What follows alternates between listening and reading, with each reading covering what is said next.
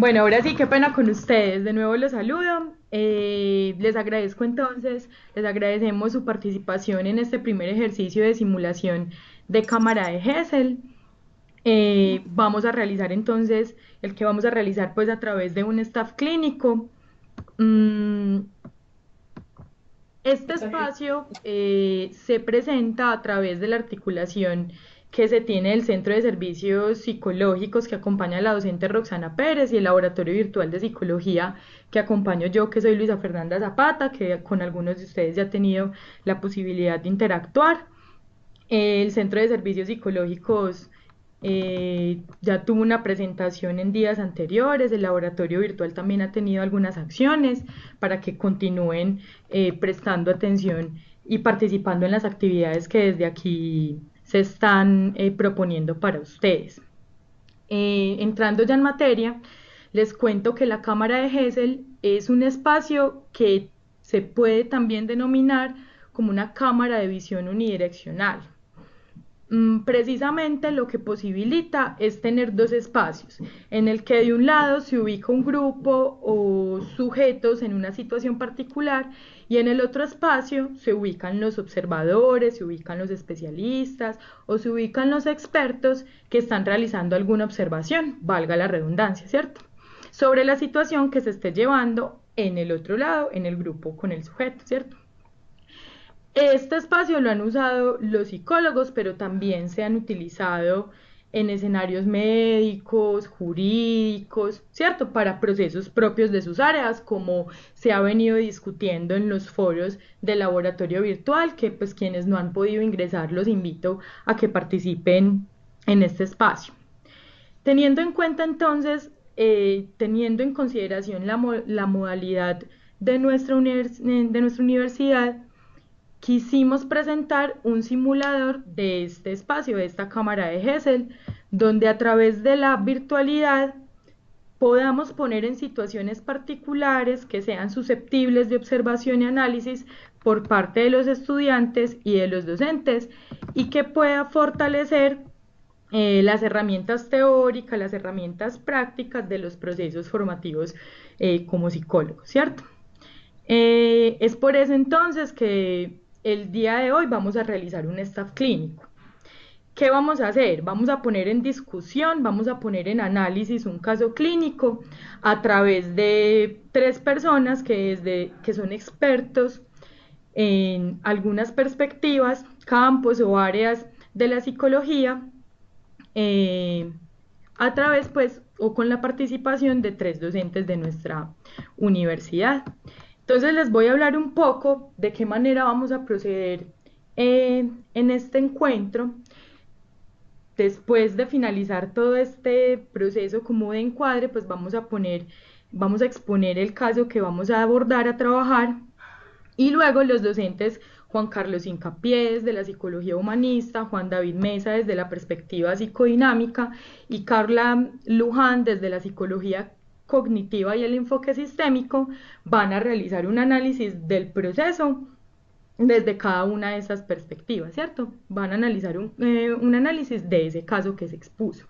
Y luego al finalizar, pues se va a tener un espacio para que conversemos sobre lo expuesto por los docentes, para que ustedes puedan realizar preguntas, para que puedan realizar comentarios sobre lo que se desarrolló.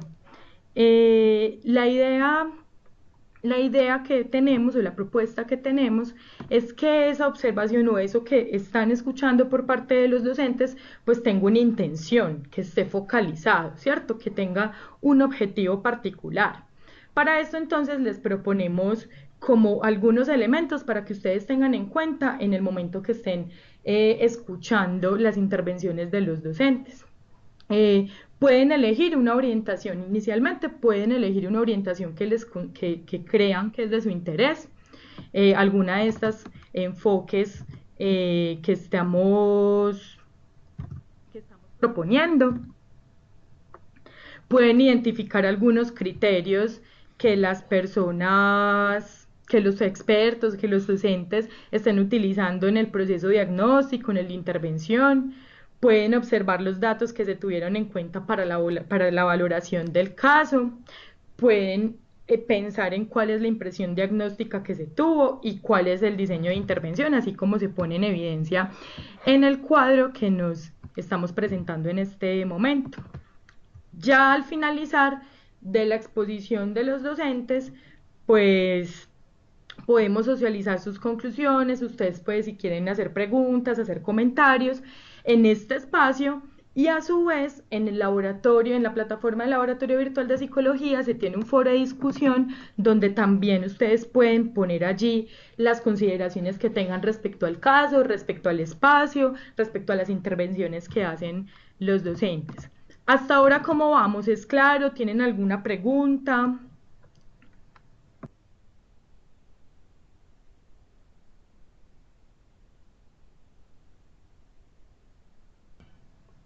Bueno, listo. Entonces, bueno, como les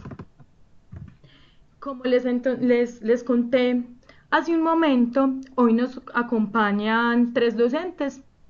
El docente Juan David Mesa, que realizará su abordaje desde la perspectiva psicodinámica. Juan David es psicólogo, es magíster en psicología y salud mental, tiene experiencia en atención clínica a adolescentes, vinculados al sistema de responsabilidad penal para adolescentes. También tiene experiencia en atención clínica a jóvenes en situación de calle o dependencia al consumo de sustancias psicoactivas. Posteriormente estará la docente Carla Gil desde la perspectiva cognitiva. La docente Carla nos va a acompañar en dos momentos. Luego de Juan David nos va a acompañar desde la perspectiva cognitiva y va a finalizar desde el enfoque sistémico. Carla es psicóloga egresada de la Universidad Católica Luis Amigó, es especialista en terapia familiar también de esta universidad y es estudiante de maestría en psicología de la salud con un enfoque clínico. Ha trabajado como psicóloga clínica por 6 años de manera particular y ha trabajado en instituciones prestadoras de servicio de salud. Y también es conferencista y tallerista en el sector educativo y social. Y también nos va a acompañar el docente Juan Carlos Incapié Bravo, quien es psicólogo y es magíster en psicología. Ambos títulos son de la Universidad de Antioquia. Tiene una experiencia laboral de 10 años en el campo clínico, en el campo de la salud y en el campo social, comunitario y educativo, con experiencia en procesos tanto individuales como grupales, en el desarrollo y en la ejecución de programas con énfasis en la promoción de la salud y prevención de la enfermedad. Y el enfoque y la perspectiva desde la que trabaja es la psicología positiva y la psicología humanista existencial. De pronto algunos de ustedes ya han tenido la posibilidad de tener cursos con algunos de estos docentes que tienen experiencia en estos campos que les mencionaba. Entonces, vamos a iniciar con la docente Roxana Pérez. Ella nos va a compartir el caso que vamos a trabajar. Posterior a este, va a tener la palabra el docente Juan David. Cuando finalice Juan David, va a continuar Carla desde el enfoque cognitivo. Termina Carla y continúa Juan Carlos y luego retoma la palabra Carla desde el enfoque sistémico. A los docentes que nos van a acompañar les solicitamos el favor que estén atentos a la señal en las que se les va a indicar que el tiempo está finalizando y a los estudiantes también les solicitamos que sus preguntas entonces se realicen al final el espacio para que ustedes puedan estar atentos desde estos enfoques de observación. Entonces espero que este espacio realmente sea, que realmente fortalezca sus habilidades y sus competencias en su proceso formativo. Y ya Roxana tiene la palabra. Muchas gracias, Lisa. Muy buenas noches a todos los presentes, a todos los que están participando en esta actividad. Voy entonces a proceder con la lectura del caso para que a partir de allí se pueda desarrollar este ejercicio de estampa. Entonces, identificación del consultante. Este paciente tiene una edad de 4 años, actualmente estudia en una guardería del programa Buen Comienzo en educación preescolar residente en la zona rural de un municipio de Antioquia. Dentro de su estructura familiar se encuentra que es miembro de una familia nuclear del cual es el hijo menor. Esta familia está constituida por su madre de 46 años con diagnóstico de epilepsia, de la cual se sabe que en la actualidad está desempleada y con algunos vínculos en microtráfico de sustancias psicoactivas. El padre no reside con ellos debido a algunas situaciones laborales, tiene contactos esporádicos con el núcleo familiar, pero no encuentros constantes o acompañamiento a los miembros de su familia. La primera hermana es una mujer de 19 años, actualmente desempleada, soltera, madre de una hija de 18 meses de edad y que tiene un antecedente de conducta suicida, un intento de suicidio. La segunda hermana es una mujer de 15 años, actualmente desescolarizada, según la madre, porque debido a dificultades económicas en el núcleo familiar se desmayaba en el colegio. Eso es lo que describe la madre. La madre afirma que tiene comportamientos como irse y no volver a la casa, o quedarse pues algún tiempo por fuera, regresar digamos que hace esta conducta en reiteradas ocasiones. A nivel de antecedentes familiares se encuentra que esta familia ha sido víctima de desplazamiento forzado por bandas criminales y que se encuentra en situación de extrema pobreza. El motivo de consulta del paciente es porque es remitido desde el programa Buen Comienzo, donde se encuentra en su educación preescolar, por presentar comportamientos de agresión hacia sus compañeros de clase. Además de ello, comportamientos disruptivos, entre los cuales comerse materiales de trabajo, como papel, pegante, colores, etc. Me disculpan, ese era el motivo de remisión. En el motivo de consulta tenemos que la madre del menor solicita la atención psicológica afirmando que no puede más con su hijo, no controla su comportamiento, el cual se caracteriza por agresividad hacia su familia, sus compañeros de estudio. No escucha instrucciones cuando se las dan. Dentro del hogar presenta estas mismas problemáticas que en la institución educativa. Se come diferentes objetos a su disposición y adicionalmente realiza amenazas directas de muerte a sus hermanas y sobrinos. Del mismo modo, el niño presenta terrores nocturnos.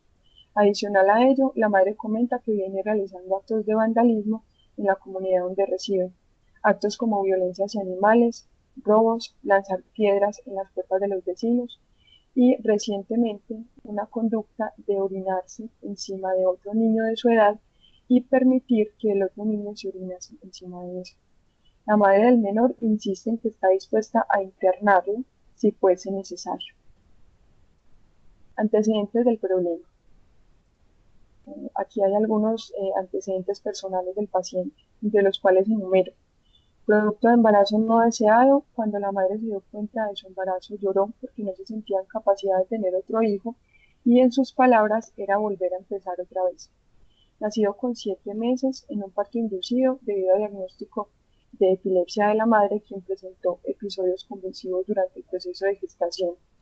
Nació con dificultades respiratorias y fue inmediatamente hospitalizado por 10 días en unidad de cuidados intensivos, donde durante ese periodo no tiene ningún contacto con los miembros de su núcleo familiar. Desde los 2 años, el paciente tiene diagnóstico de epilepsia y es medicado con levetiracetam. Después del mes de marzo, durante el mes de marzo de 2016, en horas de la noche, irrumpe un hombre armado dentro del hogar y propicia varias heridas con objeto cortopunzante en la zona de las costillas del menor. A raíz del incidente, la familia se desplaza a la zona rural del municipio donde residen y de forma posterior al evento consulta por primera vez en servicio de psicología durante el mes de agosto de 2016. En dicho proceso asiste a una sesión sin que se logre adherencia. Consulta nuevamente durante el mes de agosto de 2017 argumentando sintomatología en aumento. Bueno, como lo explicó Luisa inicialmente, esta es la información del caso que se tiene y la propuesta es que nuestros invitados expertos puedan, a partir de esta información con la que contamos, desarrollar desde sus enfoques ese proceso de intervención y abordaje a esta situación. Entonces, doy la palabra al docente Juan David, que iniciará con su abordaje desde el modelo teórico dinámico. Hola, buenas noches. ¿Me escuchan? Sí, Juan, te escuchamos bien. Bueno, voy a ver si les puedo presentar haga la redundancia, presentación en PowerPoint que tengo para...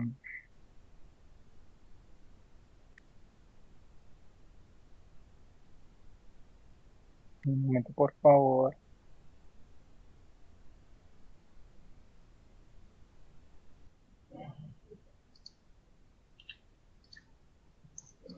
Bien, bueno, esperemos a ver si carga. Bueno, entonces, lo primero que tenemos frente a la presentación del caso es un niño de 4 años vinculado al programa de Buen Comienzo que reside en zona rural y digamos que desde temprana edad ha estado expuesto a situaciones de violencia y de vinculación de la familia, aparentemente a algunas actividades ilícitas. Me parece pues como ese tema de las experiencias de violencia a temprana edad como un rasgo interesante para pensar el caso de este chico, ¿cierto? Que asimismo, digamos, como esas experiencias de violencia, no sé, la presentación.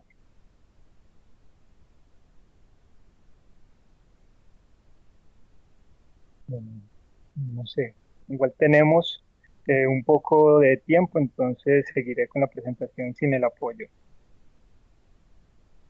Entonces les decía que el tema de la agresividad me parece particular en la medida en que la apariencia de este chico o sus manifestaciones sintomáticas pues tienen como eje la agresividad con pares y pareciera que también con adultos, de manera indiscriminada, ¿cierto? Parece que esa agresividad es una constante para él. Aparece la ingesta de los materiales de clases, no sigue instrucciones, tiene terrores nocturnos, violencia contra animales y lo que nos señalaban de orinarse sobre otros niños y permitir que otros también lo hagan con él, ¿cierto? Adicionalmente, como antecedentes personales, tenemos el nacimiento prematuro, la epilepsia de la madre, el chico también presenta epilepsia y a ese nivel consideraría que es importante indagar posibles alteraciones neurológicas producto de esa epilepsia, si se es posible establecer alteraciones en el lóbulo frontal o no, ¿cierto? Creo que ahí deberíamos pensar o darnos la mano con el seguimiento y el proceso de atención que ha tenido desde neurología o medicina general, dado el caso. Entonces, a ese nivel pensaría en unas cuestiones iniciales, como ya se los decía, precisar alteraciones neuropsicológicas derivadas del nacimiento prematuro y epilepsia, si es el caso, ¿cierto? A ese nivel también considerar, ya lo había mencionado, la presencia de posibles alteraciones del lóbulo frontal, en la medida en que es el encargado de modular las respuestas de todos los seres humanos, ¿cierto? Entonces, antes que pensarnos única y exclusivamente como psicólogos, es necesario también corroborar que el sistema nervioso central de este chico pues esté funcionando de una manera conveniente o si esas manifestaciones sintomáticas obedecen única y exclusivamente a posibles afecciones orgánicas. También pensaría que es importante hacer un proceso de historización de los síntomas, es decir, poder rastrear cuál ha sido el inicio, el desarrollo y el recrudecimiento de esos síntomas. Cierto que en la segunda consulta que tenía el chico, pues la madre manifestaba que se había aumentado. Cuando hablo de este proceso de historización de los síntomas, asimismo es intentar establecer correlaciones con algunos episodios de su vida familiar, del tema del desplazamiento forzado, de la irrupción de esta persona a- al lugar, ¿cierto?, donde le propinó unas heridas con arma blanca. También determinar si hay una adherencia al tratamiento médico frente a su epilepsia y asimismo estar advertidos ese tratamiento, qué posibles alteraciones o efectos secundarios podría tener en el chico. Ya teníamos un motivo de consulta que quizá lo podríamos dividir a tres niveles. Desde lo institucional, en la guardería donde está, es probable que los docentes o las personas que allí lo acompañan tengan algo que decir frente a lo que le sucede. Tenemos también la versión que nos trae la familia en cabeza de la madre, donde aparece como una madre encartada que no sabe qué hacer con este chico y que adicionalmente de no saber parece que tampoco quiere ocuparse de él, porque señala que incluso estaría dispuesta como a entregarlo a un programa de protección si es el caso. Y lo que no tenemos muy claro aún, que sería importante precisar, es el niño que dice, que puede expresar, que manifiesta frente a lo que le sucede, ¿cierto? Por más que tenga 4 años y digamos si sus funciones psíquicas superiores están funcionando medianamente y tiene un uso básico del lenguaje, poder precisar el qué dice frente a lo que le pasa, el qué dice frente a lo que hace, y si hay algo que lo preocupa, que lo altera, que lo pone triste, que le da rabia y demás. Establecer esos escenarios donde se manifiestan los síntomas. Según el relato que nos traía Roxana, parece que es indiscriminado, es en todos los lugares donde parece presentarse de ese modo, pero asimismo considero que es importante, como les decía, establecer esos escenarios donde se manifiestan los síntomas y de qué modo lo hace. Determinar cuál es el compromiso del grupo familiar frente al tratamiento, si acuden al mismo bajo la pretensión que sea allí donde se solucionen los problemas o si están dispuestos a implicarse en el tratamiento. Y como ya lo había mencionado, entonces precisar sus funciones psíquicas superiores, en qué estado se encuentran.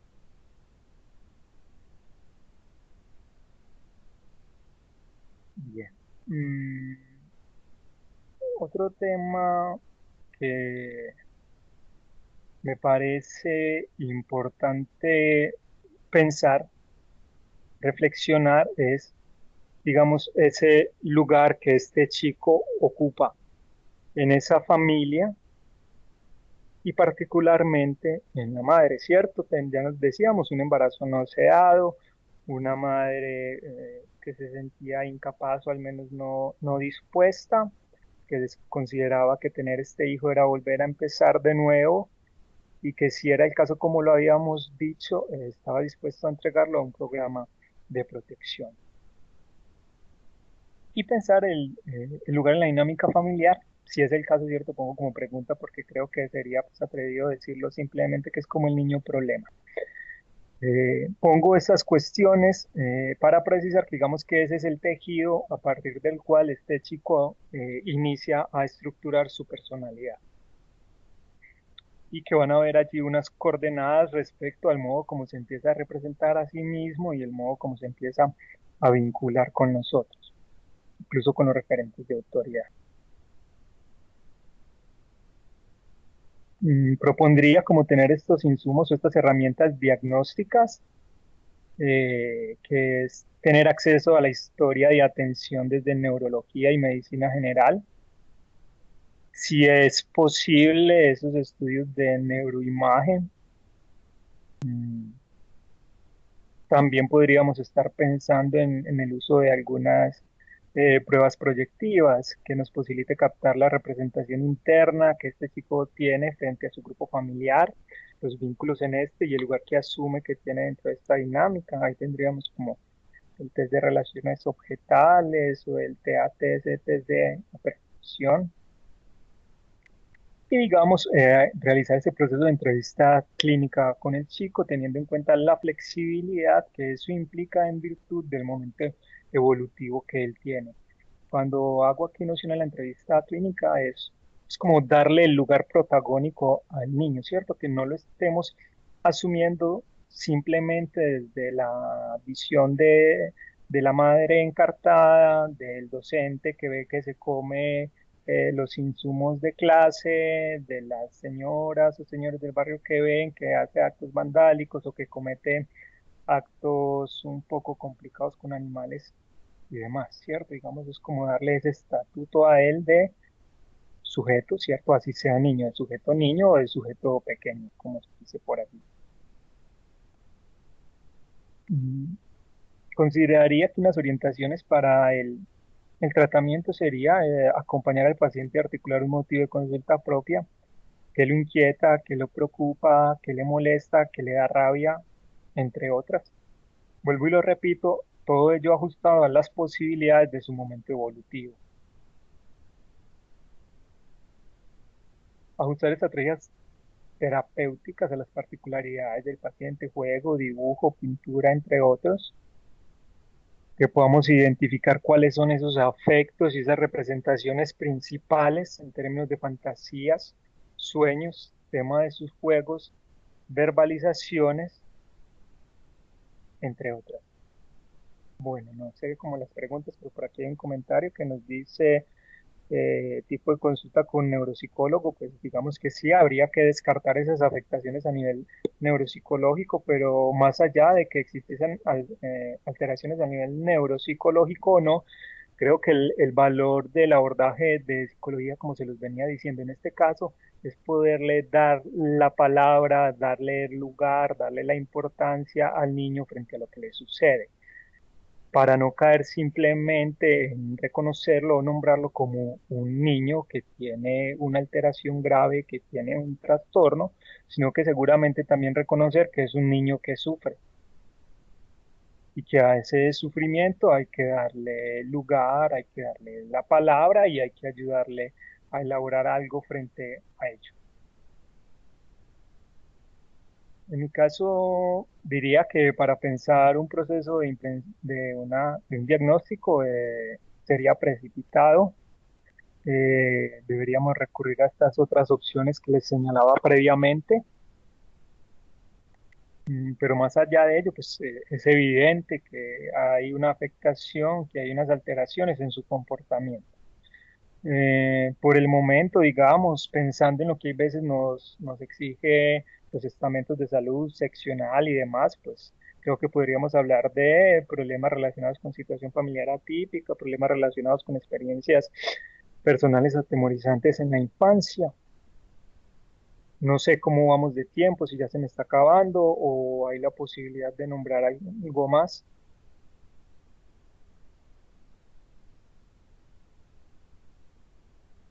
¿Me confirma cómo estamos de tiempo? ¿O continúo simplemente?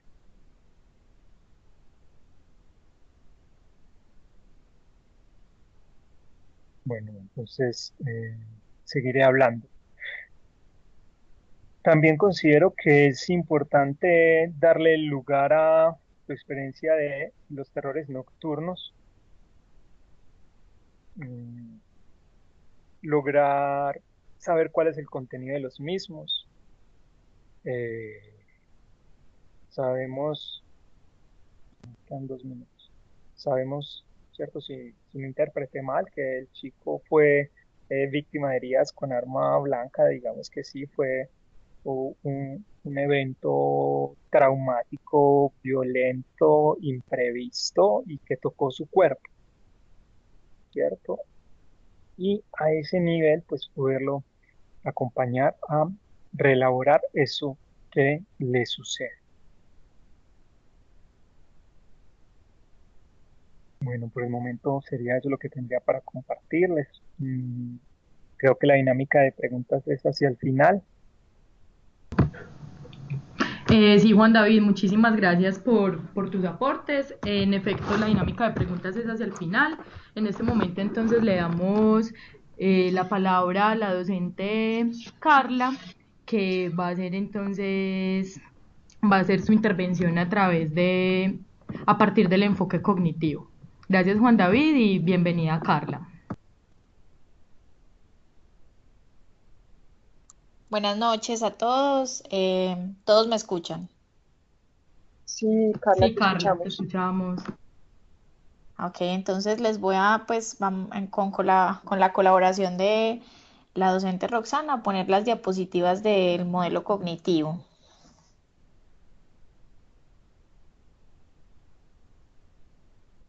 Yo te las presento, que tuve como una dificultad técnica y debí volver a ingresar, pero ya te las voy a presentar.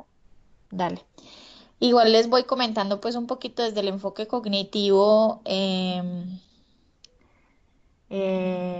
Digamos que hay varios elementos. Normalmente cuando uno hace una formulación de un caso, pues o un análisis, uno hace varios análisis.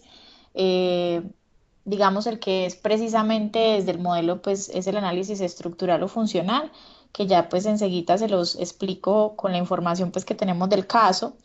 Eh, Inicialmente, pues hay que tener en cuenta todos los elementos históricos, antecedentes, pues como relevantes que nos comenta el caso, antecedentes médicos, pues y biológicos que aparecen, pues como del caso, que obviamente desde el modelo cognitivo, pues son muy importantes para poder, pues como abordar el proceso. Desde el modelo cognitivo también es fundamental el tema de la familia, de la psicoeducación a los padres y del acompañamiento en el área educativa. Incluso ahí pues les voy a mostrar algunos de los elementos relacionados con el abordaje con el abordaje en el colegio, ¿cierto? Entendiendo pues como las limitaciones que también tenemos con el colegio, ¿cierto? Entonces vamos con bueno, esta es la de la terapia familiar, es desde el modelo sistémico. Espérenme en un momentico, yo paso esta de aquí. Les voy a enviar un minutico, por favor, me disculpan, yo le envío a la docente Roxana las otras diapositivas para poderles exponer el modelo.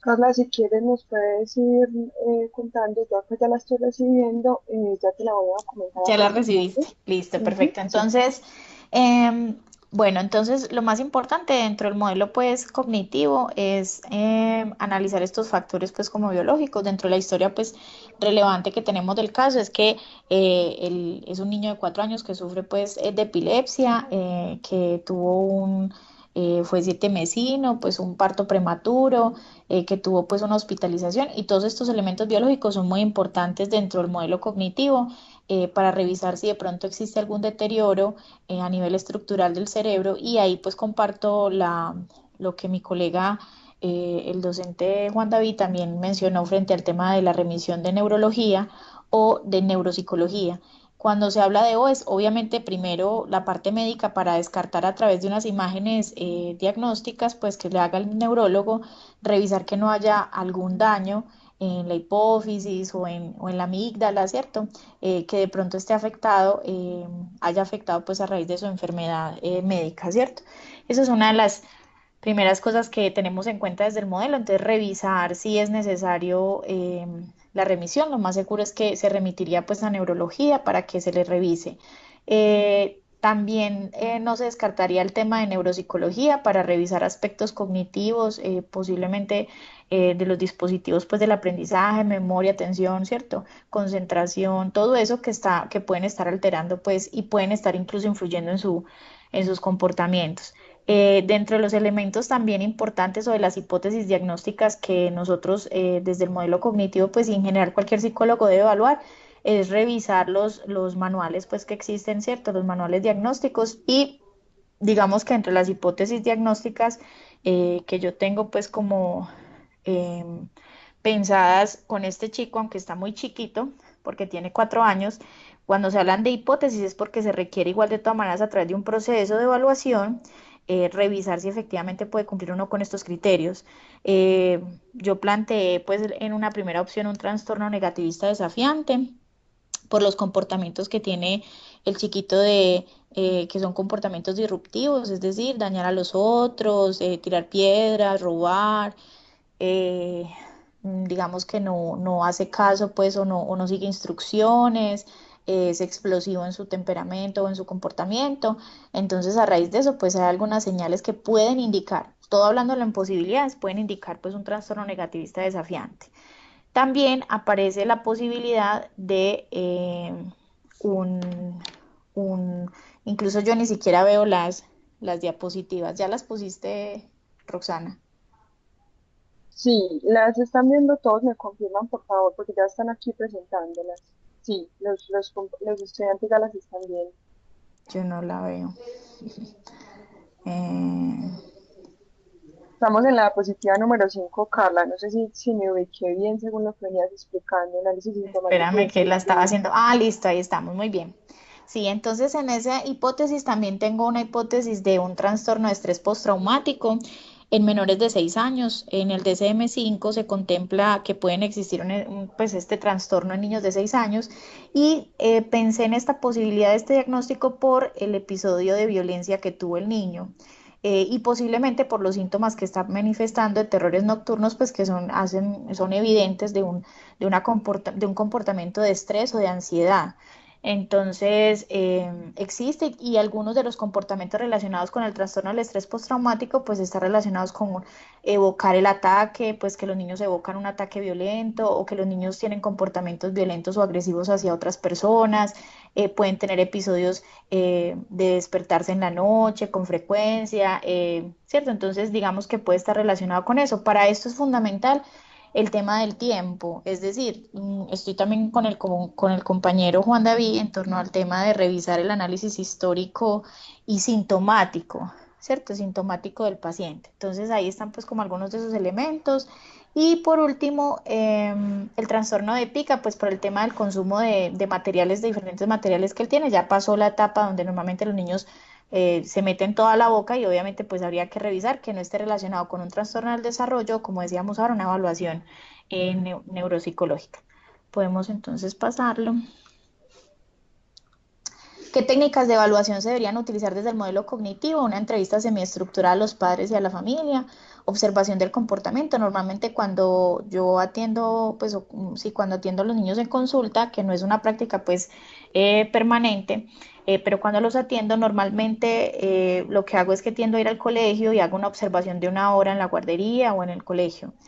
Hago una visita domiciliaria para revisar el contexto en el que el niño vive y el cuidador principal y reviso y hago unas encuestas, a veces pueden ser el BASC o el CONERS o cuestionarios de habilidades adaptativas o listas de chequeo simples para los papás para medir el comportamiento de la madre, el comportamiento del niño y dárselo a la mamá y a la guardería para que ellos midan qué frecuencia y qué intensidad tiene el comportamiento. Bueno, sigamos. Los factores de riesgo y factores protectores, efectivamente los de riesgo son que el niño vive en un contexto de pobreza, que ha vivido situaciones de violencia y ha presenciado pues estas situaciones de violencia, los cuales influyen en el mantenimiento de su conducta y en los síntomas. Y los factores protectores es, digamos que los únicos, según la información del caso, es que el niño sigue vinculado a la guardería. Voy a pasarme este análisis histórico, que es parte de lo, y vamos al análisis estructural, que es el análisis conceptual del modelo. Aquí podríamos hablar de que el niño a través de la relación con sus padres ha gestado una relación tipo de apego ambivalente, ya que no se le han suplido, pues, o no se le han cubierto las necesidades básicas de pertenencia, autonomía, libertad, espontaneidad y límites.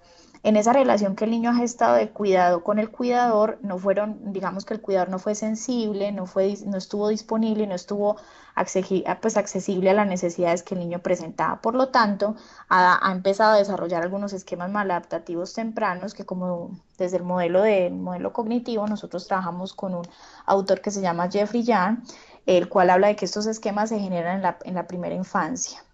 Entonces, en esa primera infancia, eh, pues normalmente estos chicos desarrollan estos esquemas y van generando a través de estos hechos traumáticos, van almacenando también a nivel neurológico en la amígdala todos estos hechos traumáticos y estas respuestas emocionales. Dentro del análisis estructural, ¿qué esquemas entonces puede estar desarrollando este chiquito? Puede estar desarrollando esquemas de abandono, de abuso y de rechazo. Estos esquemas dentro del modelo cognitivo se llaman esquemas nucleares de vulnerabilidad, precisamente porque se le han vulnerado el tema del afecto y sus necesidades básicas. Y esto producto de que el padre ha sido ausente, ¿cierto? Y al padre ser ausente, pues ha generado una percepción de abandono. Y también la madre ha sido punitiva, es decir, ha sido una mamá rígida que ha generado pues en el niño posiblemente una sensación de inadecuación o de ineficiencia. Eso pues como dentro del modelo cognitivo. Ya se me acabó el tiempo. Entonces, bueno, muchas gracias. Ahorita más adelante podemos revisar el tema de las preguntas.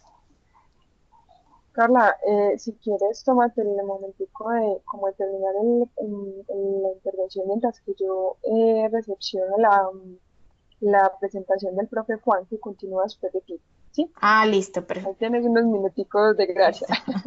Listo, perfecto.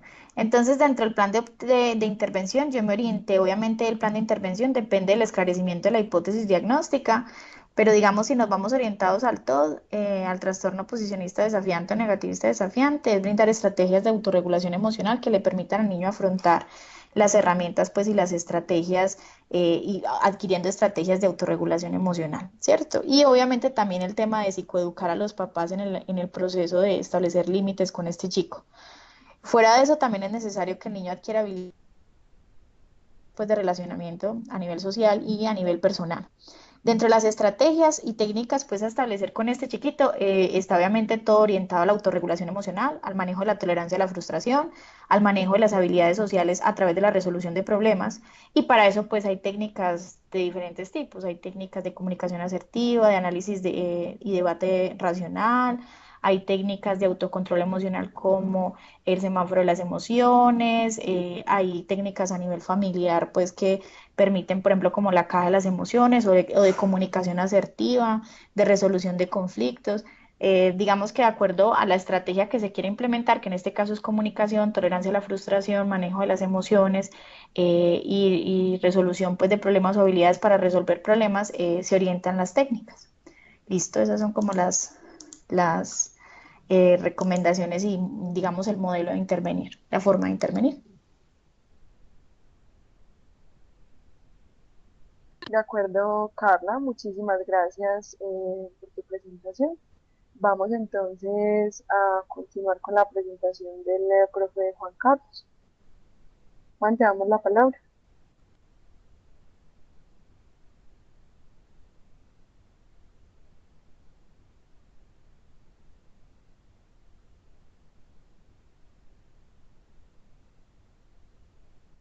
Buenas noches, ¿me están escuchando? Sí, te escuchamos bien. Bueno, muchas gracias Jennifer, qué bueno ver 99 participantes en un evento de estos, genera demasiada motivación. Espero estudiantes que estén disfrutando el ejercicio. Quienes ya han tenido la oportunidad de trabajar conmigo saben que entonces como representante del modelo humanista existencial me encargo en todo momento de recordar cuál es la visión que tenemos desde este modelo de ser humano para poder comprender cuál es la naturaleza de las intervenciones, independiente de la problemática e independiente del campo donde vayamos a ejercer como profesionales. El objetivo de este ejercicio que estamos haciendo entonces es abordar el caso desde la perspectiva humanista existencial, brindando claves fundamentales para la intervención. En este caso, en la problemática de un niño de 4 años. Ahí ya de entrada hay algo que tenemos que resaltar. En un primer momento voy a recordar qué es la psicología humanista. No voy a leer toda la diapositiva, sino que me voy a quedar en el interés por el sentido y el significado que los individuos dan a la existencia, ¿sí? En esa medida, entonces, lo que propone el modelo humanista existencial es que nosotros somos constructores de nuestro propio sentido y por lo tanto podemos tomar las riendas de nuestra propia existencia. Eso suena en un primer momento algo complejo, pero lo vamos a ver también enfocado a un niño de 4 años y sobre todo al potencial que tiene este niño de 4 años, porque ya lo que hemos podido notar es que hay muy buena ilustración respecto a la problemática, a lo que puede estar traduciéndose en conducta disruptiva, en relaciones inadecuadas, en comportamientos desafiantes, incluso el propio comportamiento de autolesión que implica, por ejemplo, comer objetos que no son nutritivos o el trastorno de pica que estábamos mencionando anteriormente. Entonces, va a ser necesario recordar que el ser humano es más que la suma de unos problemas. Hay algo más que hay que tener presente y es que hay un aspecto positivo que en todo momento se puede rescatar. El ser humano lleva a cabo su existencia en el seno de relaciones entre humanos.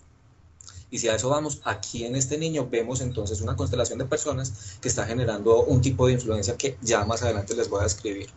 El ser humano es consciente, tiene capacidad de elección y es intencional en su actuar.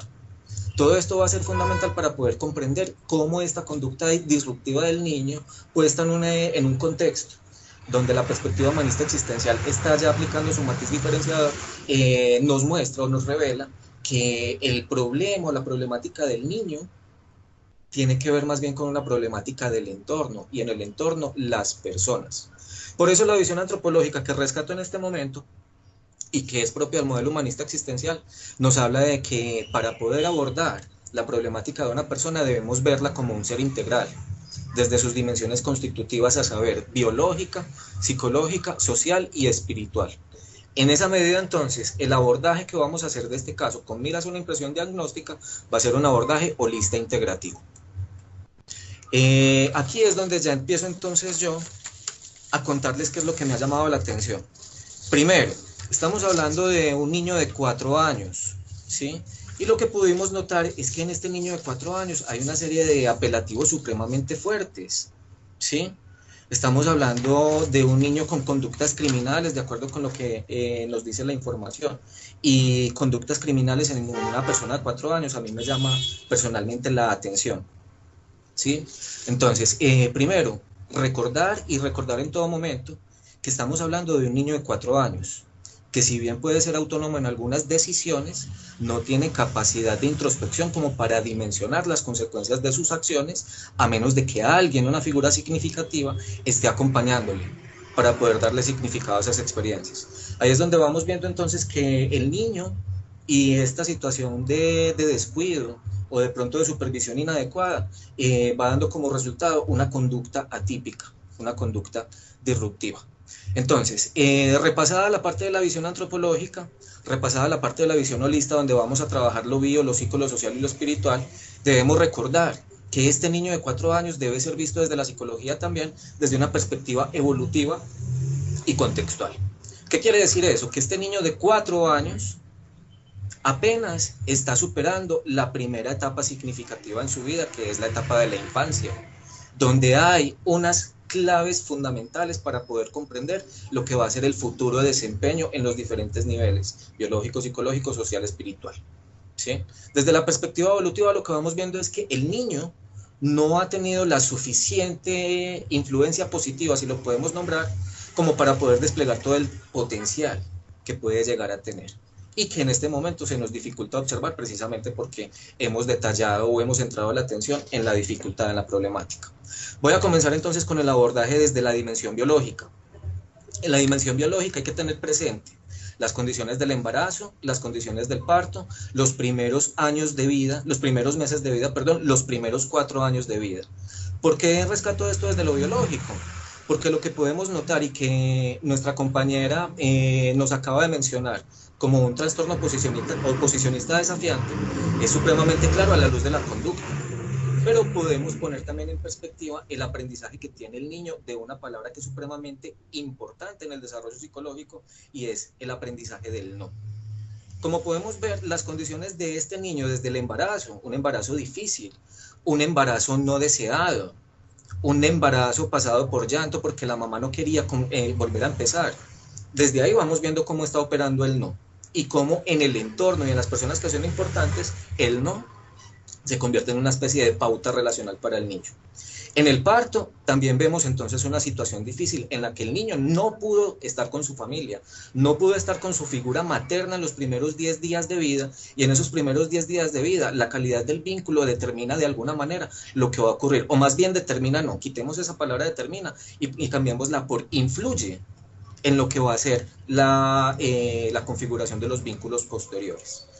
Si seguimos en la infancia, sus primeros 4 años de vida han sido muy difíciles, porque el niño se ha relacionado con el mundo desde el no, por la carencia, la situación de problema de pobreza extrema, que ha vivido el niño y su familia, la no aceptación, la dinámica familiar disfuncional, donde vemos que entonces hay una madre con un afecto ambivalente, donde hay un padre cuya presencia es nula, es decir, se relaciona con el padre a través del no. El padre no está, por lo tanto no ha podido cumplir tampoco a cabalidad su función de paternar, y esa función de paternar es fundamental para poder comprender cómo es que se asimila la norma y cómo es que se vincula el niño a la norma en términos del desarrollo psicosocial. La relación con las hermanas es difícil, porque vemos que entonces hay una hermana que no quiere vivir y que ya ha tenido intentos de suicidio, y hay otra hermana que no quiere vivir con ellos y que tiene entonces una relación también que podríamos definir como disfuncional. Entonces vamos viendo cómo desde lo biológico se va filtrando lo relacional a través del no. Hay una clave fundamental, estimados estudiantes y compañeros, que nos va a permitir desenredar el asunto, y es que el niño hereda, o más bien desarrolla, un diagnóstico de epilepsia. Y ahí hay una clave fundamental que desde un abordaje holista integrativo nos permite también saber cómo podemos canalizar la intervención después de una impresión diagnóstica. El niño a sus 4 años está siendo medicado con un medicamento anticonvulsivo que inicialmente, si buscamos en internet, en cualquier tipo de vademecum o de manual de psicofarmacología, lo que vamos a encontrar es que es un medicamento que no tiene suficientes pruebas ni suficientes estudios como para poderse prescribir durante los primeros 4 años de vida. El levetiracetam, por lo general, desde la casa matriz que lo genera, es recomendado para niños mayores de 6 años. ¿Sí? Voy a tomarme el atrevimiento de leer unas ideas que tomé desde internet para poder comprender cómo el uso de este medicamento puede estar afectando al niño desde lo biológico, y a su vez puede estar generando la conducta disruptiva. Se debe saber en salud mental que el comportamiento de las personas que toman este medicamento puede cambiar de manera inesperada. Se pueden tener tendencias suicidas, pensar en lastimarse o quitarse la vida, o bien planear o intentar hacerlo, mientras se está tomando el levetiracetam para el tratamiento de la epilepsia, enfermedad mental u otras condiciones. En el caso de este chiquito, estamos hablando de tratamiento de la epilepsia. Existe un riesgo de que se experimenten cambios en la salud mental si se toma este medicamento, y también puede existir el riesgo de que se experimenten cambios en la salud mental si no se hace el seguimiento adecuado.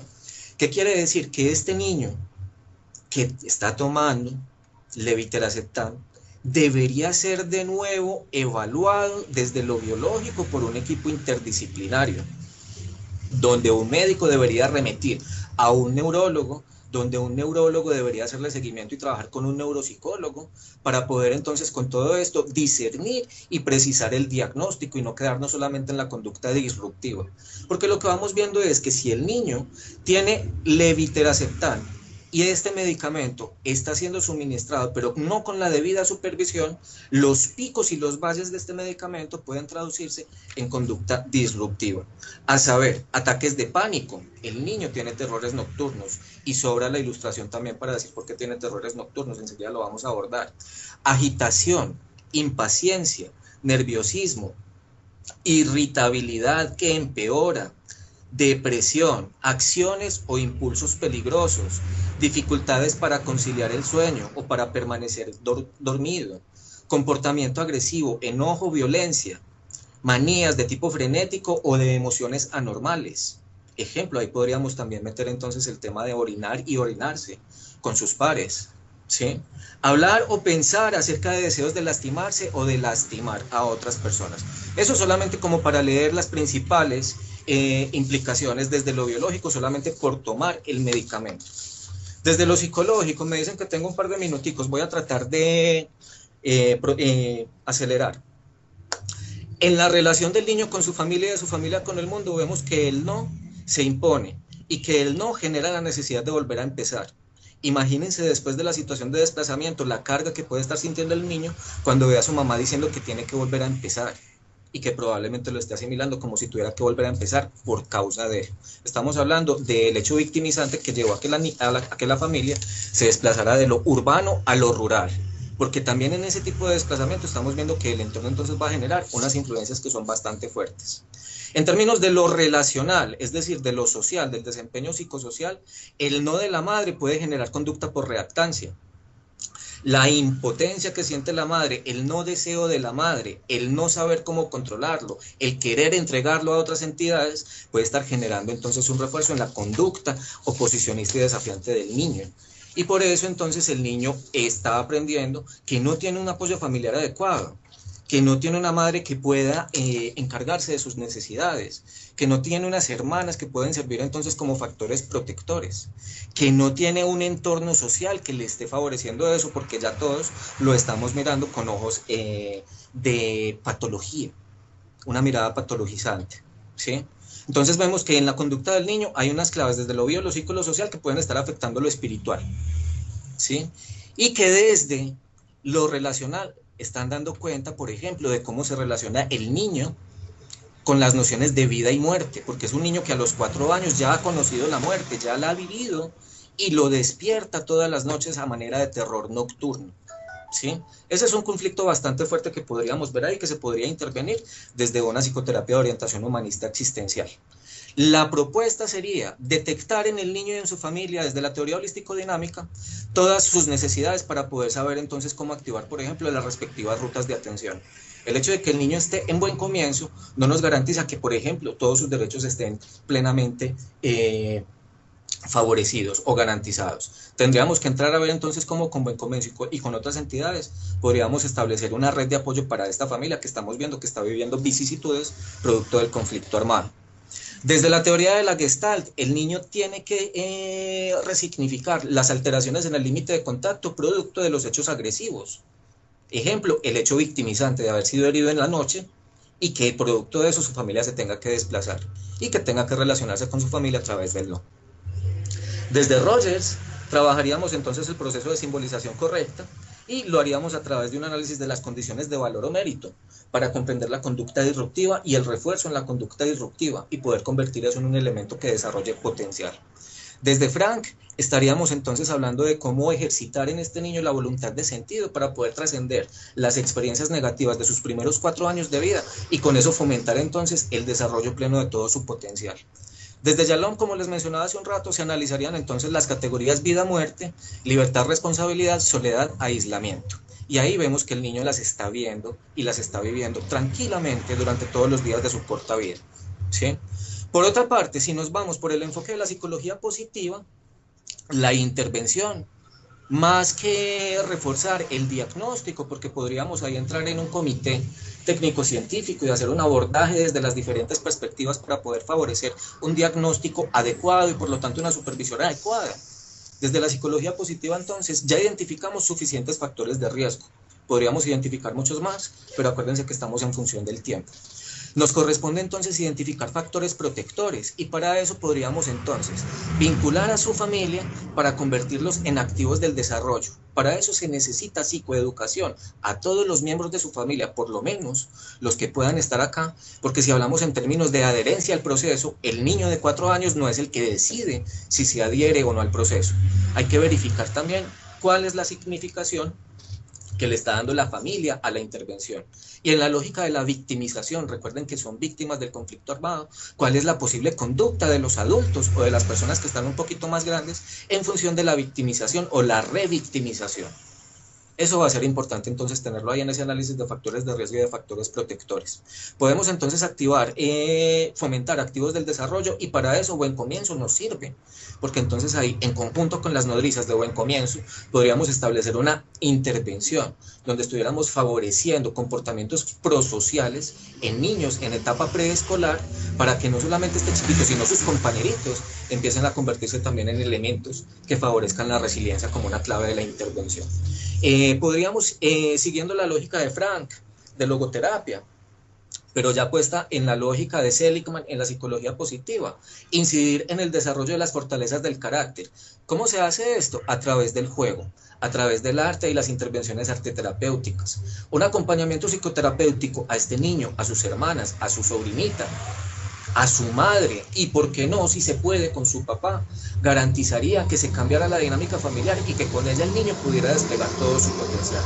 Es decir, que en la lógica de la resiliencia, el niño no se relacionara desde los hechos victimizantes o desde las experiencias negativas, sino que empezase a involucrar otro tipo de experiencias en su vida. Para eso tendríamos que fomentar rutas de vida plena, emociones positivas. El niño no conoce emociones positivas. A través del juego y de una figura resiliente, nómbrese terapeuta, nómbrese equipo de intervención, podríamos favorecer este tipo de emociones positivas en el niño y con ello incidir, por ejemplo, en la asimilación de sus experiencias traumáticas y con ellas, por ejemplo, disminuir el comportamiento disruptivo o, por qué no, los terrores nocturnos. Con una vida fluida y comprometida estaríamos enseñándole al niño a través del juego y a su familia a través de la psicoeducación en habilidades para la vida una pauta diferente para evitar relacionarse desde el no y desde la carencia, para reconocer que en todos y cada uno de estos miembros hay algo de potencial que se puede hacer y que a nivel institucional, si establecemos la red de apoyo adecuada, lo podríamos generar. Esto cambiaría entonces la vida y el significado de la vida de este niño para unas experiencias un tanto más positivas, y con ella estaríamos favoreciendo entonces el desarrollo de una conducta más resiliente. Como hay otros aspectos que se nos escapan en este momento por el tiempo, entre ellos, por ejemplo, la intervención desde el campo social comunitario, queda ahí latente, y por qué no una invitación a un segundo staff para ver cómo podríamos continuar con este tipo de actividades. Eso era lo que tenía para compartir con ustedes, estimados estudiantes y compañeros. Me disculpan si de pronto se me fue un poquito el tiempo.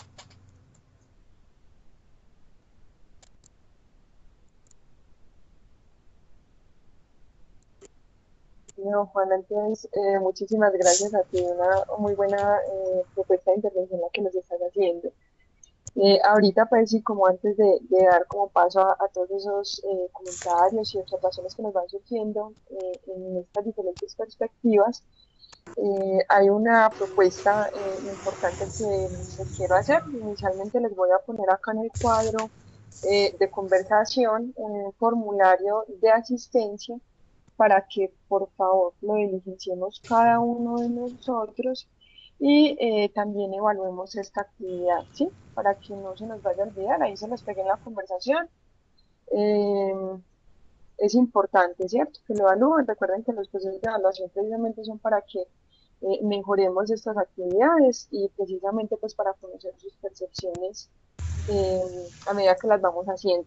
Por otro lado, quiero hacerles un anuncio muy importante, es una invitación y tiene que ver con el proceso de acreditación que la mayoría sabemos que viene, digamos, que se está desarrollando desde el programa de psicología, nuestro proceso de acreditación en alta calidad y en el cual viene pues casi en una fase como de recta final, en la cual nos van a estar visitando los pares académicos durante la próxima semana, entre los días 4 y 7 de octubre, y en ese contexto se tienen propuestas varias actividades de reunión con los pares. Entre ellas hay una muy importante que es la reunión de los pares académicos con los estudiantes. Los queremos invitar muy cordialmente de parte del coordinador del programa, de parte de todos nosotros los docentes, para que nos vinculemos a esta actividad, podamos asistir, hablemos un poco de lo que ha sido la educación desde el programa de psicología para nosotros, y esta actividad será el día jueves 5 de octubre perdón, el viernes 6 de octubre a las 12 del mediodía. Listo, se los voy a anotar para que lo tengamos en cuenta y podamos asistir. Ya terminando como con ese anuncio, en ese anuncio parroquial, no, y que de entrada sí es muy importante que podamos sacar el espacio y vincularnos. Le doy entonces la palabra a la docente Carla, que está por presentarnos el último modelo de intervención para este caso y que es precisamente desde un enfoque sistémico. Carla, te cedo entonces la palabra. Roxy, qué pena. Y Carla, discúlpame, hago una puntualización frente a la información que acaba de dar Roxana. Hay unos estudiantes que ya están programados, ¿cierto? Para este encuentro que nombraba Roxana. Ahora el encuentro es el viernes al mediodía, viernes 6. Los que aún no están programados y quieran y puedan asistir, entonces por favor nos escriben por el a través de un mensaje, el correo electrónico y el teléfono para poderles conversar un poco sobre cuál es la dinámica del encuentro. Listo. Ahora sí, Carla, tienes la palabra.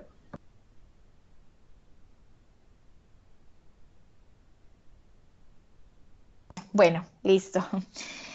Bueno, entonces no alcancé, le estaba escribiendo ahí a la docente Roxana de que no alcancé en el modelo cognitivo de compartirles un cuadrito en la parte final de la intervención que era sobre las estrategias y técnicas de intervención dividido para padres, para el paciente y para la institución educativa, que me parecería pues interesante. Ya no puedo profundizar sobre él, pero lo mencioné así de manera ligera. Entonces, no sé si de pronto ellos tengan acceso a estas presentaciones, no sé. Igual de todas maneras ahí les queda pues la grabación. Les voy a compartir entonces el modelo desde la intervención de terapia familiar sistémica. La verdad es que esto es otra cosa. Cuando les digo otra cosa es porque es muy importante que no se sitúen en el análisis intrapsíquico de las personas, es decir, no se sitúen en lo que la persona tiene, ni en el síntoma, ni en lo que padece, sino que nos vamos a situar en la familia, ¿listo? En lo relacional, o sea, nos vamos a salir un poquito del contexto de pensar que el niño piensa esto y entonces ante esto que piensa se comporta así, sino que la idea es que podamos entender un poquito más en lo relacional cómo se entiende. Em, Roxy me puede ayudar pasando por las diapositivas. La terapia familiar sistémica surge de una teoría que se llama teoría general de los sistemas. La teoría general de los sistemas surge hace muchos años, nutrida pues digamos que estuvo nutrida por profesionales en física, en antropología, ingenieros, y que lo que buscaba era precisamente entender como toda la parte sistémica de computación y todo esto. Ellos empezaron a hacer estudios de robótica y al encontrar como un montón sí, digamos, de palabras y de cosas que se encontraban en un sistema, algunos estudiosos de la antropología y de la psiquiatría empezaron a ver cómo se podía relacionar esta teoría general de los sistemas, cómo se podría relacionar entendiéndola en un contexto familiar, ¿cierto? Es decir, coger todos estos elementos que se ven en una red de sistemas, en una red computacional, cómo se podría entender en la familia. Y en 1950 surge entonces lo que llamamos la terapia familiar sistémica. La terapia familiar sistémica tiene 4 modelos centrales. Se los hago así como a manera breve porque yo sé que muchos de pronto no han escuchado del modelo. Tiene 4 modelos centrales o enfoques centrales de la época moderna y desde más o menos del 80 para acá empezaron a surgir digamos, unos hijitos de esos 4 modelos y se llaman posmodernos, escuelas posmodernas. Entonces, es muy grande, pues, digamos, el tema de explicar el enfoque como tal. ¿Qué es importante? En el caso, pues, del paciente, en terapia familiar sistémica se llama paciente índice. Digamos que la recomendación es que se atienda a toda la familia en pleno. Esa es una de las recomendaciones que se hace desde terapia familiar sistémica. Las escuelas posmodernas hacen aclaraciones sobre eso y de pronto algunos hacen invitaciones a terapias individuales, pero yo soy un poquito más partidaria que sea siempre todo en el contexto de la terapia familiar, es decir, que se entiende que se atiende a la familia toda en terapia, es decir, toda junta, todo el grupo familiar. Voy a hacer entonces unas precisiones de lo que es la terapia familiar sistémica. Según Ochoa, precisa tener en cuenta el funcionamiento familiar del conjunto y no solo el del paciente identificado, al que se considera el portador de un síntoma, que únicamente se entiende dentro de su contexto. En este sentido, la terapia familiar sistémica realiza una labor preventiva para que una vez despojado el paciente de su síntoma, no haya otro miembro de la familia que lo sustituya. Digamos que cuando un consultante llega a terapia familiar sistémica, el síntoma que se podría hacer que el niño muerde, que el niño roba, todo eso que sería el síntoma, no se ve a la luz del paciente, sino que se ve a la luz de la familia. Por lo tanto, es un síntoma que puede rotar. No depende de un factor, en este caso biológico, estructural, sino que puede ser algo que rote en cualquier miembro de la familia. Listo, entonces vamos con la siguiente. Algunos elementos centrales dentro de la teoría general de sistemas que nos apropiamos, digamos, en el modelo de terapia familiar sistémica. Von Foster y Bateson son uno de los teóricos más importantes en la terapia familiar sistémica, fundadores de este modelo. Y de alguna manera explican la sistémica, es la búsqueda de las conexiones ocultas. Y Bateson explica que digamos que la terapia familiar sistémica es la búsqueda de las.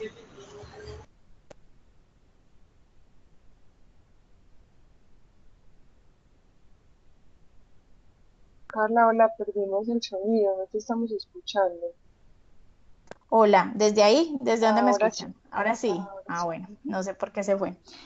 Que les estaba explicando que Foster y Bateson son uno de los que impulsaron la terapia familiar sistémica, fundadores de este modelo.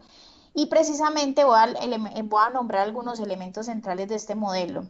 Es importante entender entonces que un sistema es un conjunto de elementos en interacción dinámica caracterizados por ciertos atributos, donde cada uno de estos está determinado por los demás. De esta manera se autorregulan y se organizan en diferentes niveles: afectivo, comunicativo, poder y roles.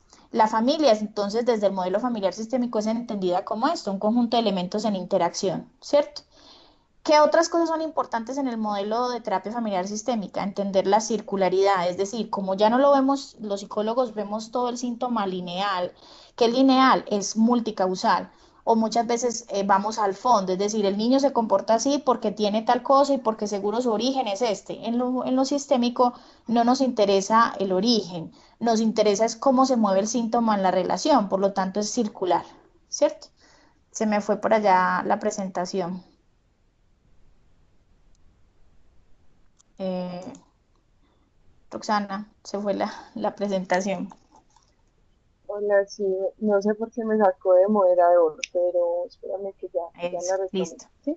Entonces, anterior. Entonces, la Vamos por acá. circularidad es anterior, la anterior. Mm, La circularidad, entonces, se refiere a eso, a las acciones, partiendo obviamente de la interconexión de las acciones. No es la acción solitaria, es la interconexión. Es decir, cómo una acción produce otra acción, produce otra acción, produce otra acción, y en esa medida nos vamos yendo a nivel circular. Nosotros hablamos de homeostasis, es decir, el equilibrio dentro del sistema. Hay sistemas familiares, recuerden, cuando hablo de sistemas familiares me refiero a la familia. Hay sistemas familiares que se equilibran incluso desde lo maladaptativo, pero así logran su equilibrio, ¿cierto? Entonces nosotros como agentes externos entramos a observar cómo han logrado ese equilibrio.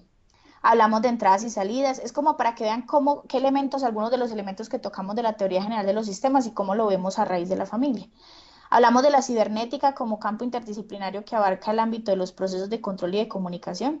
En terapia familiar sistémica hablamos también de cibernética de primer, segundo y tercer orden, refiriéndonos a la del primer orden cuando el profesional es externo a la situación, es decir, externo a la familia, como somos los psicólogos, una mirada objetiva, pero ya esa cibernética de primer orden ya no es utilizada y vino y de pronto fue atrapada por la cibernética de segundo orden, entendida como que el profesional hace parte del sistema, es decir, pasamos a ser observados también por los familiares y a ser parte relacional del sistema. Vamos entonces a la siguiente. Yo tenía que explicarles, yo sé que puede ser un poco denso, pero es porque yo sé que de pronto algunos no conocen el tema de la terapia familiar sistémica. Entonces, en terapia familiar sistémica hablamos de la cibernética de segundo orden, donde el terapeuta ya no es un observador fuera del sistema, hace parte del sistema donde también es observado y se observa a sí mismo. Es decir, que aquí el terapeuta ya no es el que tiene el saber, sino comparte el saber con los otros. Y cuando los comparte con los otros, pues obviamente también es observado, también se ve tocado, también eh, se ve permeado, afectado. Entonces, ¿por qué? Porque entendemos que precisamente la neutralidad es algo difícil de encontrar y todos los profesionales tenemos un punto ciego. Entonces, en ese tema de ser de la cibernética de segundo orden, buscamos es hacer parte precisamente de la familia y comprender que no tenemos el saber. Otros elementos importantes, el todo es más que la suma de sus partes, vemos el todo más que cada uno, hablamos de la pauta que conecta, es decir, una cosa conecta con la otra. Revisamos la estructura familiar, los roles, las fronteras, revisamos el ciclo vital y las etapas por las que pasan las familias. Por lo tanto, en el caso de este chico, revisaríamos el momento evolutivo en el que está la familia, si los padres ya están separados, si los hijos están, cómo entra este chico, este chiquitico a este sistema familiar y en qué etapa entra, cuáles eran las fronteras y los roles que esa familia tenía establecidos y cómo entra este chico a romper esas fronteras que hay entre de padres a hijos, de hijos a padres, de hermanos. En terapia familiar sistémica, sí, sigamos. En terapia familiar sistémica es muy importante el genograma, fundamental. Nosotros lo utilizamos no solamente como un instrumento de datos, de organización de datos, sino como de análisis y de intervención. Normalmente revisamos el genograma en 3 pasos. La estructura, es decir, quiénes son los papás, quiénes son los hermanos. Nos preocupa muchísimo el lugar de cada uno, el mayor, el del medio, el menor. Cada uno vino en un lugar a esta familia y tiene unas funciones implícitas y explícitas, unas demandas que le hacen estos papás y los hermanos en cada uno de ese lugar. Vemos las relaciones, es decir, para nosotros es fundamental saber cómo es, si es una relación conflictiva, si es cercana, si es distante, si es unidad conflictiva.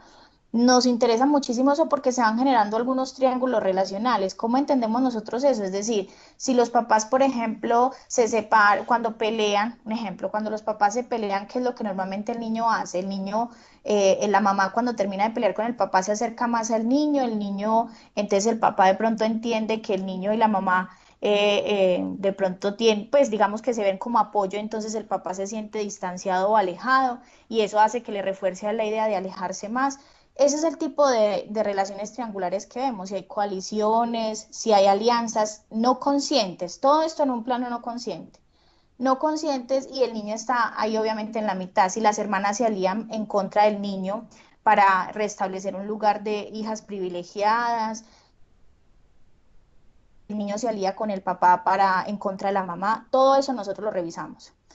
Y último, revisamos los eventos significativos, es decir, generacionales. Normalmente revisamos 3 generaciones, aquí solamente hay 2, faltarían la de los tíos, los abuelos de parte de los papás del niño, para revisar qué patrones comportamentales se pueden estar repitiendo. Todo esto producto del aprendizaje y de la relación, no de lo genético. ¿Listo?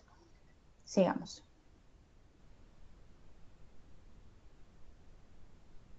Listo. La intervención entonces en la primera fase. Digamos que, como les explicaba, hay muchos modelos y hay 4 escuelas fundamentales y centrales y de ahí unas posmodernas que fueron ampliándose. Pero en terapia familiar sistémica, a diferencia de psicología, uno no dice yo soy terapeuta familiar sistémico o estructuralista, no. Uno normalmente puede utilizar todos los enfoques, pero no se salgan del modelo sistémico y de la mirada circular y de estos principios fundamentales que estaban ahí. ¿Qué es lo primero? Diseñamos hipótesis circulares, ¿cierto? Que ya les voy a dar un ejemplo de esas hipótesis circulares. Estas hipótesis se conversan y se exploran en las sesiones. Muchas veces pasa que esas hipótesis no son fijas. A veces en 2 sesiones se trajo una hipótesis y en la tercera salió otra. Entonces en esa tercera sesión se trabaja esa otra hipótesis cuando ya se ha trabajado la anterior. En terapia familiar sistémica se va utilizando y se va trabajando lo que la familia lleva, lo que lleva a consulta y lo que va saliendo. ¿Qué otras cosas se evalúan en esa primera fase? Los focos de observación y análisis anterior. ¿Qué revisamos nosotros? Los roles. ¿Qué son los roles? La anterior, Roxy. Los roles son entonces mamá, ¿qué hace mamá? No solo qué hace mamá desde el lugar de mamá, sino en esa familia, ¿qué significa ser esa mamá? ¿Qué significado tiene para todos los otros miembros de la familia? ¿Cierto? Entonces, mamá, ¿qué hace esa mamá? ¿Qué hace ese papá? ¿Cierto? Las jerarquías, ¿qué significa ser los papás? Si son los que tienen o no son los de la autoridad. Los límites y las fronteras, es decir, si de pronto el niño se ha metido mucho en la relación de pareja, no hay frontera clara entre ser pareja y ser papá en esa familia, o no hay una frontera clara entre ser hermana y ser mamá. Puede ser que la mamá supla fácilmente uno de los roles la hermana supla fácilmente uno de los roles de la mamá. Todo eso es lo que nosotros revisamos.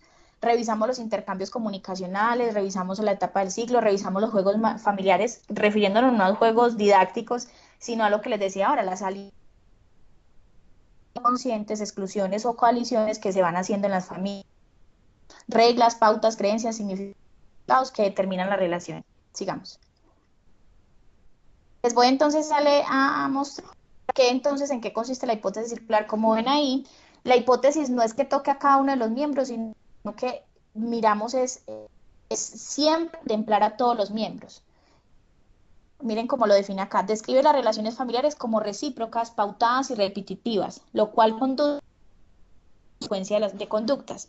Entre las conductas del sistema existe una codeterminación recíproca, de forma que en una de conductas muy simplificada, se observa que la respuesta de un miembro A, supongamos la pelirroja es el miembro A la conducta de un miembro B, señor, es un estímulo, es decir, el señor, a su vez de una respuesta nuevamente que le puede servir de estímulo a la pelirroja. Entonces, como ven, a nosotros no nos interesa la persona, sino cómo se da ese intercambio comunicacional, eso implícito que hay entre esa relación de esos dos o de esos tres o de esos cinco. Para que entonces podamos ya cerrar, normalmente Roxana, normalmente en la primera consulta 3 hipótesis y como les digo, irlas explorando y dándose cuenta de pronto cuál puede inclinarse más. Esta es una hipótesis circular.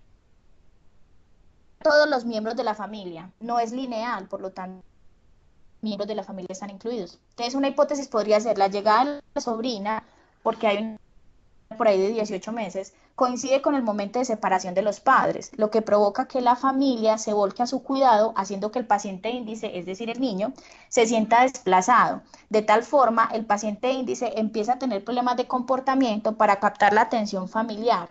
Así dispersa el posible conflicto de pareja que existe y las dificultades que como padres estaban teniendo con sus hijas mayores. Como es una hipótesis, estos son posibilidades. Yo lo hago con la poca información que tengo.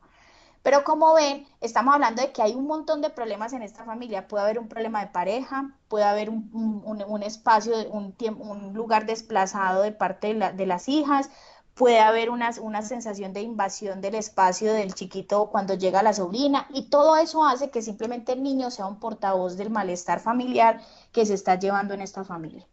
Veamos la hipótesis 2.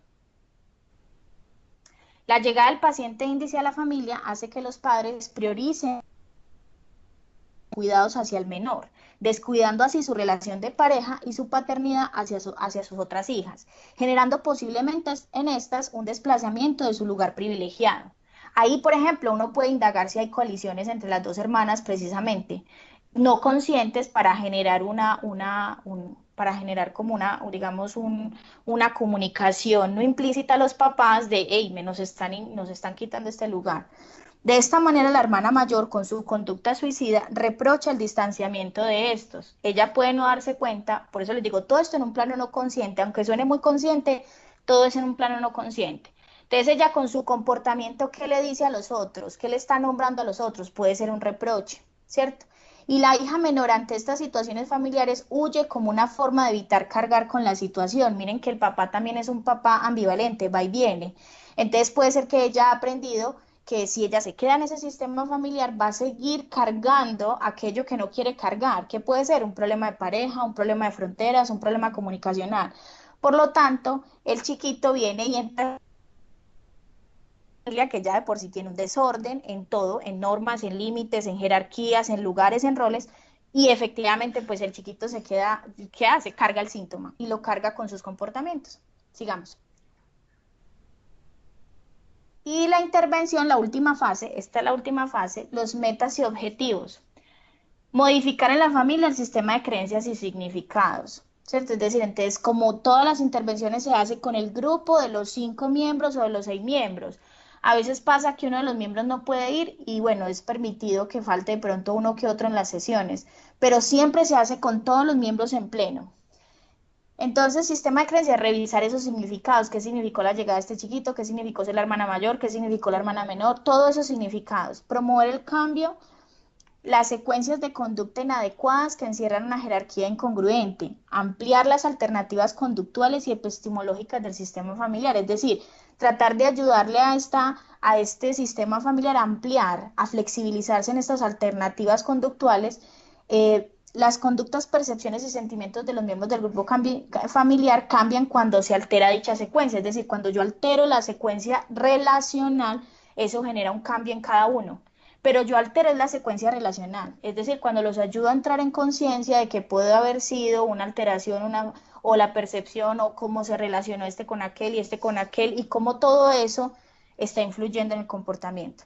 Identificar el momento del ciclo evolutivo, como les decía, en qué momento llegó este chiquito, en qué momento llegó, cómo era la pareja antes de que llegara las dos hijas mayores, si compartían tiempo o no, pudo haber sido que este chiquito vino a cargar un problema de pareja que no se ha hablado, no se ha nombrado, no se ha expresado.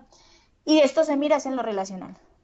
Identificar y modificar las alianzas y coaliciones familiares, los problemas de distribución jerárquica del poder, como decíamos, quiénes son los que tienen el poder en esta casa y quiénes se han asumido en ese poder. Puede ser que los papás, el papá antes es muy ausente, una de las hijas ha asumido ese poder y el chiquito en su deseo de volver a llamar relacionalmente al papá hace que se comporta así, haciendo que efectivamente la mamá llame más la atención y obviamente así lo busque. Entonces así es que uno se va yendo en la hipótesis, la va haciendo circular, tocando a todos los miembros.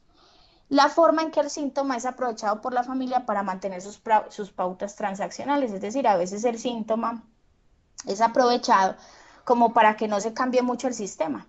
Entonces se legitima a través de ciertos comportamientos que aparecen ahí.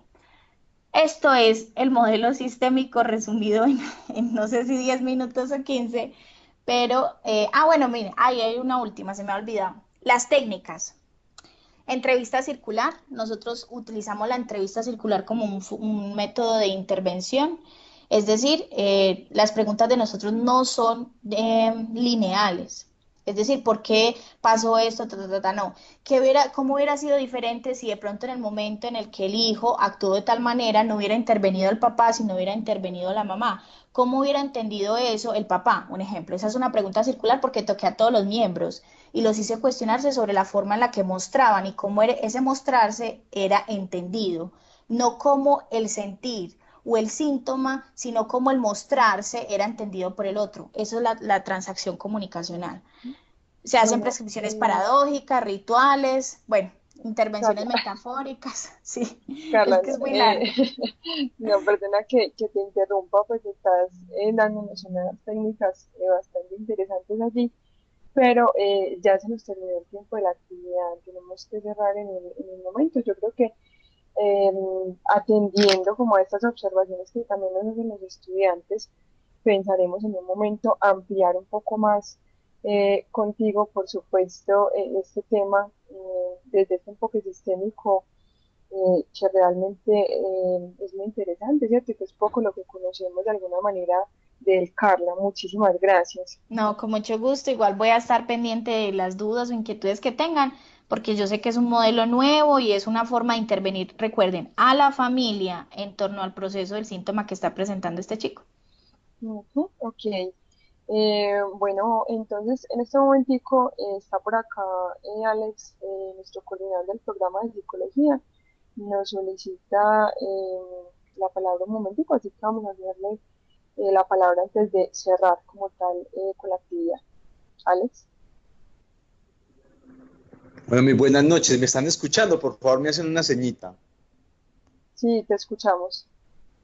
Bueno, perfecto. No, pues he estado muy atento, estuve al principio y al final, he escuchado a los docentes, felicitar a los 5 docentes que han tenido a cargo este staff, a Roxana, a Luisa, en términos del Centro de Servicios Psicológicos y el laboratorio, ya se van viendo con hechos, digamos que las actividades que vamos planificando desde allí, al profe Juan, a la profe Carla y al profe, a los dos profe Juan, Juan Carlos y Juan David, y a la profe Carla, pues agradecerles también en público, a ustedes queridos estudiantes, también por la participación.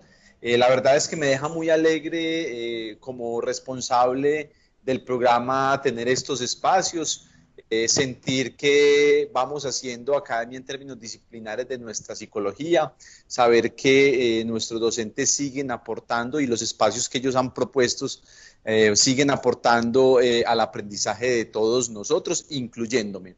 Entonces no era simplemente manifestarles mi alegría por el espacio y felicitar a nuestros docentes porque la verdad se han mostrado diferentes perspectivas y yo creo que eso enriquece nuestro lenguaje psicológico y le da calidad al programa.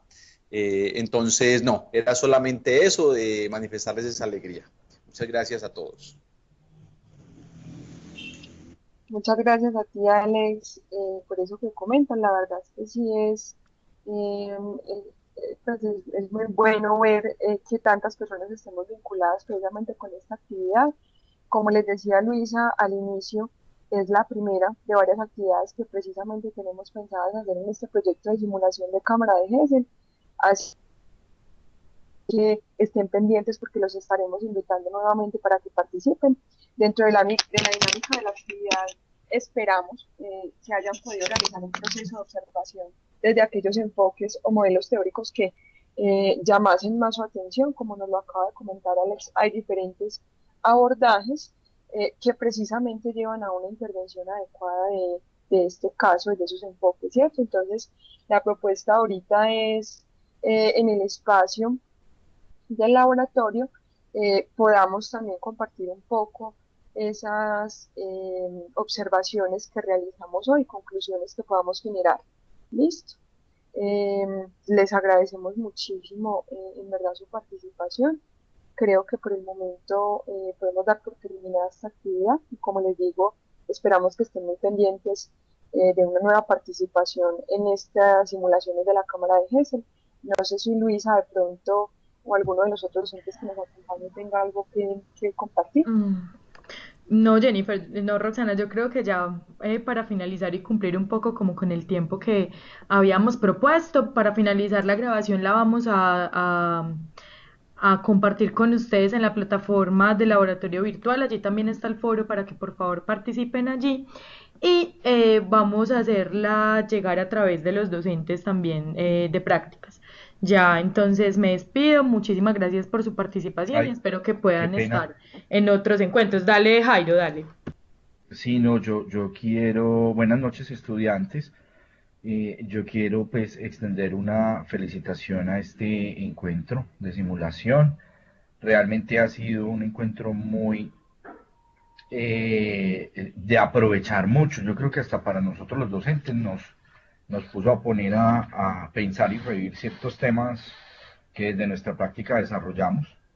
Y sí, es bastante importante saber que la participación de hoy creo que fue muy nutrida, que esperamos que los estudiantes puedan seguir invitando a los demás y podamos seguir regando ese voz a voz importante. Y bueno, esperamos poder compartir este espacio y que pues seguramente en algún momento a otros docentes nos será llamado también para esto. Yo quiero felicitar a mis compañeros docentes por este momento y muy provechoso. Realmente para mí también fue un tema de refrescar elementos teóricos que a veces se van quedando por allá atrasito y que uno recuerda en los textos, pero muchas gracias. Y a los estudiantes, muchas gracias también por su participación. Roxana, Juan. compañeros, ¿puedo tomar la palabra? Claro que sí, Juan. Bueno, antes de que nos retiremos de la sala, agradecerles a los estudiantes y a nuestros compañeros la participación, el apoyo. Siento que nos hace falta un espacio complementario a este.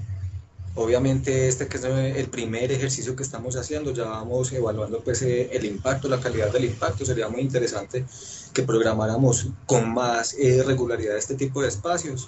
La invitación para los estudiantes es que si tienen algún tipo de dudas relacionadas con las 4 perspectivas que estuvimos trabajando en este encuentro, pues que se comunique con el respectivo profesor, que con todo el gusto del mundo desenredamos las inquietudes que tengan. La idea es precisamente que vayan obteniendo claridad y quienes se vayan ya sintiendo inclinados por un modelo teórico, para que vayan entonces también notando cuáles son las posibilidades de acuerdo con cada una de esas temáticas que vayamos a trabajar. Entonces, a nombre propio y creo que de mis compañeros, estoy a disposición de los que tengan dudas o de los que tengan inquietudes. Gracias Roxana, gracias Luisa, gracias compañeros profes. Gracias a ti, Juan. Y sí, es una buena posibilidad la que tú nos planteas y es el de seguir, digamos, planteando esas inquietudes o esas observaciones que hicimos también el día de hoy eh, con los docentes que nos han brindado aportes durante esta actividad esta. Entonces, bueno, no siendo más, les agradecemos muchísimo el haber participado de este espacio y esperamos volver a encontrarnos en otras propuestas de simulación de cabonajes. Feliz noche entonces para todos.